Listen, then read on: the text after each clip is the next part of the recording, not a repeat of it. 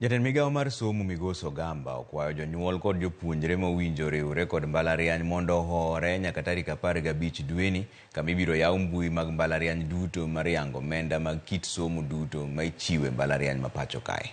Ogamba mane lose e kinde nyasi mar sidho board mar mbalariany ma Nairobi ka okoni bilion 41 mano omigi mar siro somo mag mbalariany gibiro chiwo ne jopuonjre kaka owinjore.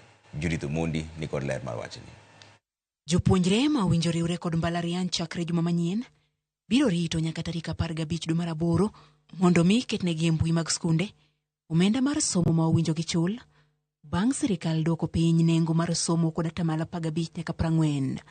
Ma oyanko jatend migao mar somo migoso gamba mane loso e kinde nyasi mar keto ayanga bod manyien mar mbalariany ma Nairobi. So recently we had to take a step of reducing the fees of the universities as from between 15% and 40% effective end of this month in September when the schools open, but the portal will open on 15th of August so that students can have access to what figures in whatever program that they have that they are going to be studying. Ogamba bende oyango ni kata bedni nigi koni omenda ma oromo onge mar siro jopuonjre madonjo e mbalariany e hiko omenda ni omenda ma ochwali e sekta no omedore kendo bang' jopuonjre go donjo e kunde tiegruok gibiro chwalo remne od bura mondo medgi pesa. The 2024-25 financial year, HELB received 36 billion in loans to support the students.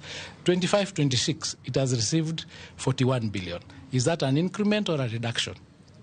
It is an increment, but the increment may not be sufficient to cover all the students. So once the math is done and everybody is in and we've analyzed and we've rationalized the figures, including the reduction of the fees, the fee program costs, we will see what other shortfall is there. Then we will persuade Parliament, we'll persuade Treasury and a supplementary 1 or supplementary 2 to get more resources to be able to cover the students.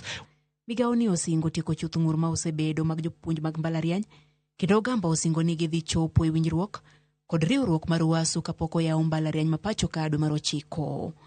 When we came in, there were issues of the CBAs that had not been signed.